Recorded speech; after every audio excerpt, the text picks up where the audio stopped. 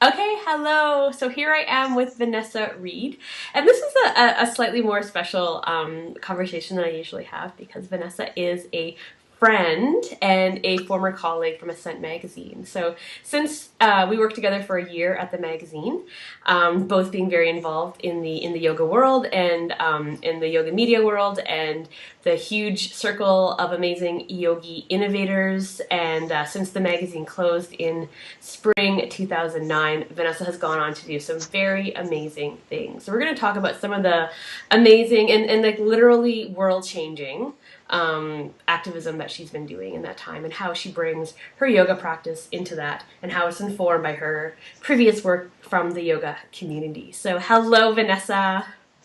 Hi, Roseanne. Okay, so we're just gonna jump in here. I've got a bunch of questions for you because I'm so curious Okay. to hear about what you've been up to in the past 2.5 years, 2.5 years. So my first question: You've been involved in and witnessing social movements in Israel, London, and Greece. And what have you seen?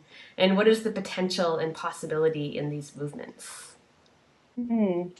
Um, yeah, it's an interesting question because there's the witnessing and the participating. And I think what I've been witnessing is a lot of bravery and people's kind of a really deep courage of stepping up to stand up for a life that kind of ran away from them. We sort of lost the plot somewhere along the line, and people are seriously awakening. They feel like arisings and awakenings, their revolutions and their evolutions, it's all that at once.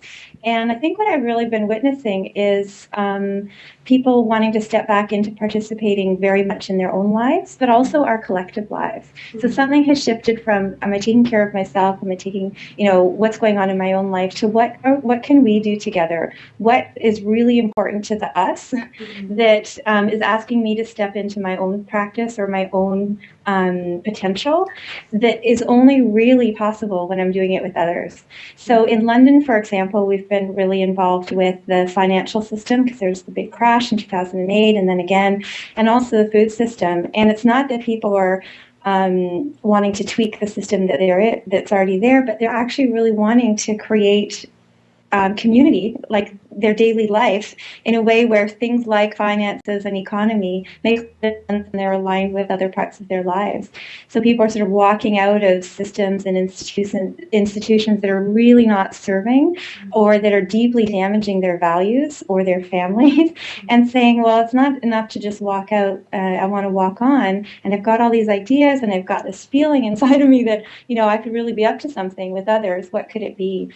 So in London, it's really been about creating those kinds of spaces. In Israel, it was like really fascinating. I got there 2 years ago, and just this last summer, something happened where people were starting to look inward at their own culture and their own politics and saying, we spend a lot of time looking outward and these sort of external dynamics, but when we look inward, we're not really happy at all with, again, how our lives have we've kind of lost track of our own lives.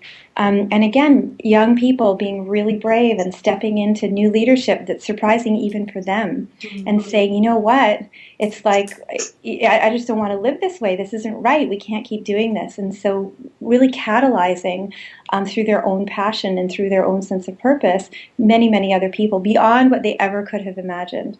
And then in Greece, it's the same thing. It's like people really needing to stand up for another way of living that's not based on external rules. It's like, and especially with the Greeks who, the word Europe, I think, is Greek. I think it means eyes that see or something.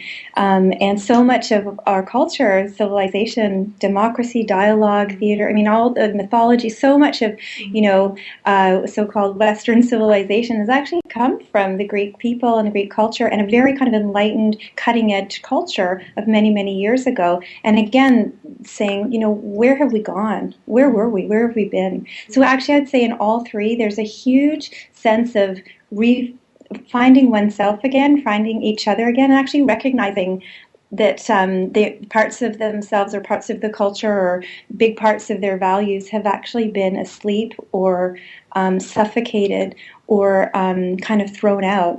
And they're reconnecting deeply with, I think, parts of ourselves, the parts of ourselves that actually need to speak now. So that maybe that's what the awakening is. And I think in all of this is a connection between self and other, or interdependence, interconnectivity. Whatever happens in Greece is actually really related to Germany. It's really related to all of Europe. In fact, it's related to all other economies.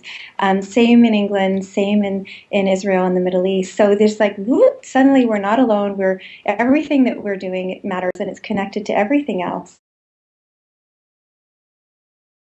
In the work that you do, when you say creating space, like what exactly does that look like, and what are the processes and what are the practices involved in that? Example of working in England.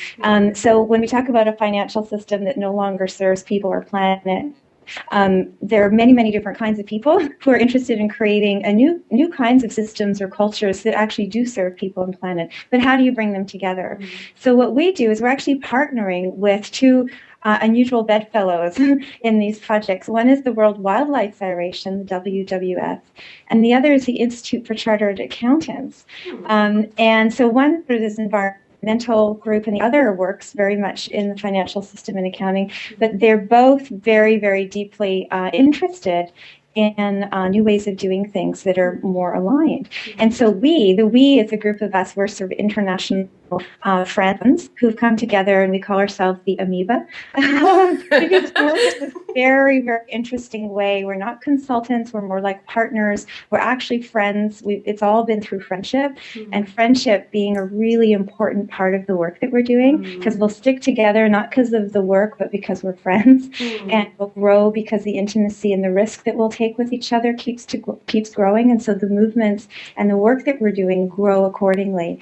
And so the three of us, these three groups, have come together, and the kinds of spaces we create, one are like open invitations for people who can hear the question, what kind of, financial system could we create that serve people and planet? And they say yes, and they come. And we'll have 150 people together in a room, and we'll have a day of working with, we call it collective intelligence, creating spaces of conversation. So with methodologies like the World Cafe, or hosting conversations that matter, or doing mind mapping, lots of different ways for people to show up with their heads, with their hearts, but with their full person, as opposed to their role as CEO or something. And what happens in a day is we travel through different ways of connecting, different kinds of conversations, different ways of seeing things, different ways of understanding and hearing, and all that kind of stuff. And by the end of the day, we often have a new picture of something, but we also have people stepping up and saying, I want to take leadership in something, or I have an idea. Some of the real practices we use are actually around not knowing.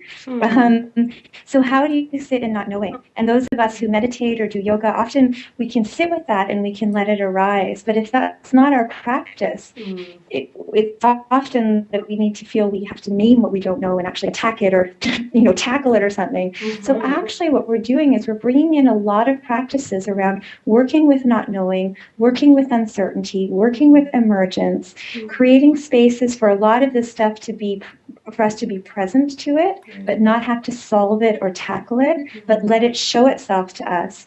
And then with our collective intelligence, say, well, what is the next wise action? So we actually create strategy this way, and we actually really work with what's real, as opposed to what we thought we should be doing. Interesting. I think very, very, very interesting. Oh, we're both frozen? I think what I find really cool about this kind of work is, even though it's not necessarily yogic or yoga informed, there's language that's similar to the language that's used in yoga. So, and it's the good language too. It's not the flaky, like, universe will take care of it. It's not the fluffy new agey aspect of yoga language, but it's the limiting beliefs. Like, how do we confront limiting beliefs? It's like collective, like consciousness awakening. So that's what I find really fascinating about this work. So as a North American living in Israel, I'm assuming that you've been witnessing the Occupy movement that's sweeping North America and the whole world, but it's quite centralized in North America. What parallels do you see between the Occupy movement and the social movements that you've been involved in? Well, what I think is really interesting is that I was in Jerusalem this January, and in the spring when the Arab Spring started to happen, and it was absolutely phenomenal. The openings started to happen in dictatorships in lands where people had been not just oppressed but tortured, and where dynasties, like family dynasties or political dynasties, had been owning and destroying, in a sense, their own cultures. And again, individuals, young people standing up and saying no, and literally bringing down dynastic dictatorships, Yeah. and at the cost of their own lives. Knowing that their families could be targeted, knowing that if it didn't work, that it was going to be even worse. But there was just no way they weren't going to do it. And so that was in the spring, and it was phenomenal to be in that. And then to suddenly watch on Facebook how in North America it was like, really, this is happening? We're not hearing about it, or And so it was really a lot of the social media started to move it through. And then in the summer, end of summer, July, in Israel, a young woman put a tent outside of her house because her rent had gone up again, and she just couldn't afford to live there in Tel Aviv, in a really kind of sexy part of Tel Aviv. She called a few friends, they put up tents, and suddenly, boom, like hundreds and hundreds of tents up in Tel Aviv and then in other cities. And then they moved it out of the housing issue into much larger issues like education, healthcare, social justice within Israeli society, let alone the external situation. They were looking inside at themselves and looking at the rot of their own system. And again, the people in North America were like, really, that's happening? And did it on Facebook, it went everywhere.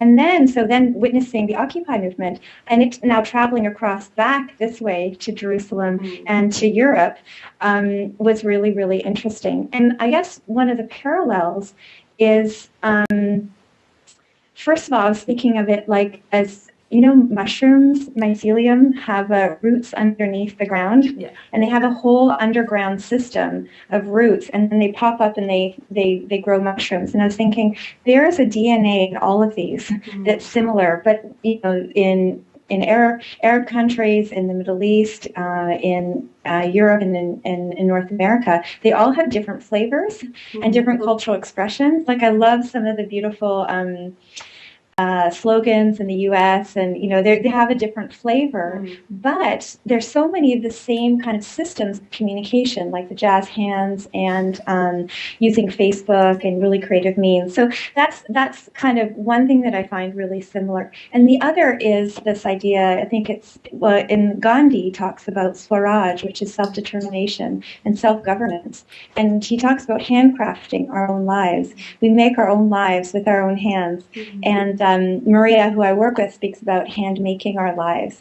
And I think that that's actually what's really, really similar. It's like we want to be actively involved in our own lives and in the lives of others, meaning not we want to be, meddling, but we actually want to make our world work in a way that's deeply aligned with what's inside of us, and what's inside of us needs to be reflected and create things together collectively. And I would say that's, for me, that's really, it's participating again in governance and not leaving it to experts, not outsourcing our lives to experts and professionals and people who can pay to be elected into government. It's saying, no, we want to touch our own lives. Yeah.